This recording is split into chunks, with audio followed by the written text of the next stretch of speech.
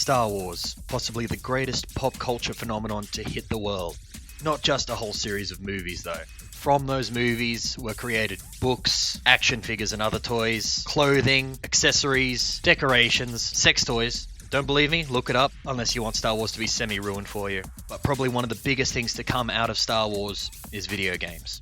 Giving people the opportunity to recreate their favorite scenes or to create their own adventures in a galaxy far, far away has been probably one of the strongest things that the company has done in order to boost their sales and to make profit. I'm Shakey Jay, and I'm here to talk to you about my top 10 Star Wars video games. Ranking them from 10 down to 1. Don't forget to like, share, and subscribe, and check out the Before It Was Cool podcast. Let's get into it.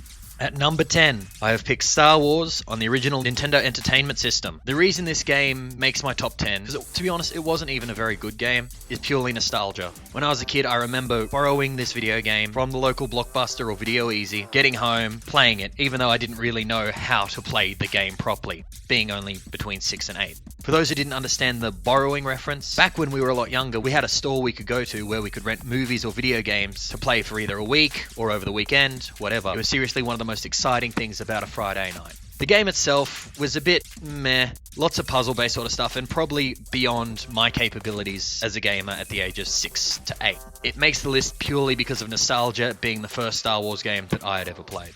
Number 9 on the list, Star Wars Masters of Teras. Once again, back at Blockbuster Video, looking for a PlayStation game for the weekend, and I see a Star Wars game that's a fighting game. I think, oh my goodness, this is the most amazing thing ever. And to be honest, at the time, I did think it was the most amazing thing ever. Then I look back at it now and how glitchy, buggy, and illogical it is. I mean, when you're using, say, Chewie, and you go to block, and you're able to block a lightsaber swing from Luke, yeah, that doesn't really make much sense. And the bugs and the glitches, they were crazy. I remember the first time beating the boss, and the way I did that is I forced a ring out, so they fell out of the ring. But as they were falling, the game restarted, and they didn't respawn back in. They were still falling, causing a second ring out for an instant win. Like the first one on our list, this is purely about nostalgia and a lot of fun times because I didn't see a lot of those issues as a kid. It's more a looking back thing. Everyone says hindsight is 20/20. No, quite often hindsight, it's a bitch. Number 8, The Force Unleashed. The only reason this one ranks low is because I haven't played it a huge amount. A lot of friends had it, a lot of friends raved about it, but I never borrowed it off them. At the time, I was a bit off Star Wars and just didn't want to play it, which is a real shame because the little bits that I have played seem pretty cool. I'm just worried about going back and playing it now and it not being what everyone made it out to be and what everyone built it up to be. Happy to be proven wrong if anyone wants to leave a comment saying that it is still a good game and worth playing, and maybe one day I'll adjust this list. Chances aren't high though, but hey, who knows. Number 7, Shadows of the Empire. Nintendo 64 was an amazing console, and the Star Wars games on it were pretty good for their time. Shadows of the Empire was pretty fun. You run around as Dash Rendar, a smuggler with a YT-2400 freighter, rather than a YT-1300 freighter, and pretty much fought Imperials, stole information, did pretty much Han Solo things without being Han Solo. The reason, once again, this one rates on the list, and in the position it does, is a combination of nostalgia and the fact that replaying it, it is clunky. It's one of those games that if you loved as a kid, you don't go and replay because, yeah, technology's just left it in the dust.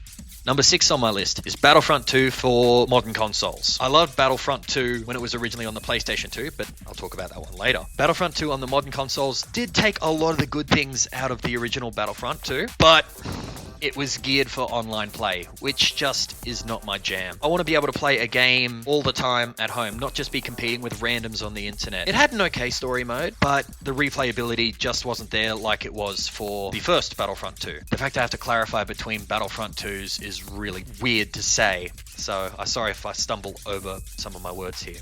Number 5 on my list, Star Wars Squadrons. I love a good Star Wars flight sim, and Star Wars Squadrons for modern consoles is really, really good. Sadly, it suffers similar to Battlefront 2, or correction, revamped Battlefront 2, mainly because so much of it is geared for online play. Don't get me wrong, still fun, still really enjoyable, and the story mode's better than Battlefront 2. But yeah, Squadrons, good game. You get to play with a lot of iconic ships, have a lot of fun with it. Just, yeah, another game built for online play, just kind of puts me off a bit. Number 4, Star Wars Fallen Order for modern consoles. When I heard Electronic Arts was doing another Star Wars game, I'll admit I was a little bit concerned because Electronic Arts had done some pretty awful things for Star Wars games. Then I played Fallen Order. Wow, it's amazing. Elements of platforming, puzzle solving, bit of hack and slash, bit of RPG in your building of your character and what abilities to take. And to be honest, who doesn't like cutting down swaths of stormtroopers, effectively being the opposite of Darth Vader at the end of Rogue One? If you know that moment, you kind of get to live that a little bit. Admittedly, you take a lot more damage and you're not as successful as Darth Vader, but it still feels good. Number 3, Dark Forces 2 Jedi Knight. Second in the Kyle Katarn storylines, you get to be Kyle Katarn becoming a Jedi. And then that itself branched off into more Jedi games like Jedi Outcast and Jedi Academy. Jedi Knight was great. First-person shooter, got a lightsaber in hand, good multiplayer version, and if you really wanted, you could just go up to the boss and just keep pretty much embedding rocket launcher shots into his face and make him explode. Fantastic, and one of the really cool things about the game is the fact that depending on what force powers you chose, you either went Dark Jedi, not Sith, Dark Jedi, you either went Dark Jedi or normal Jedi. And so much fun, lots of story, and created a very iconic character in the Star Wars universe in Kyle Katarn, his associate Jan Ors, and the Moldy Crow. If you've never played it, wait till a revamped version, because I think it would be pretty dated nowadays, but really worth playing. Another highlight of the game is using Force Pull to just steal guns out of stormtroopers' hands and just have an entire level where all these stormtroopers are walking around holding invisible guns, not shooting you, and just looking like they're panicking. It kind of feels good to be the pacifist.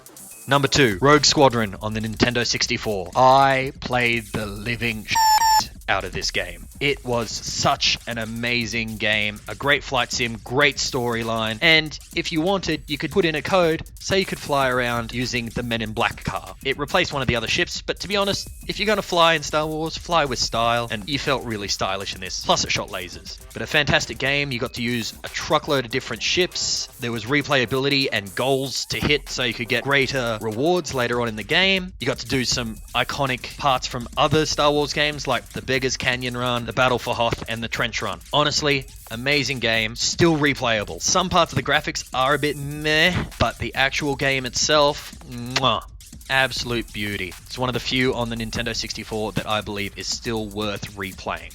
And number 1 on Shakey Jay's top 10 Star Wars video games is Battlefront 2 for the original PlayStation 2. I said I played the living shit out of Rogue Squadron. Compared to Battlefront 2, it was like I borrowed it for a day.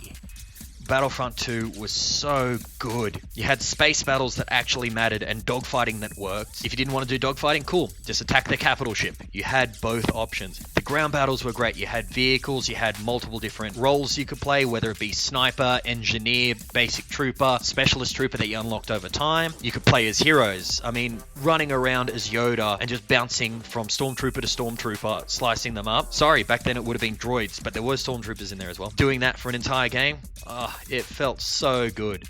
The gameplay was solid. The campaigns, the actual campaign missions were great, and it told a lot of background about the 501st Legion.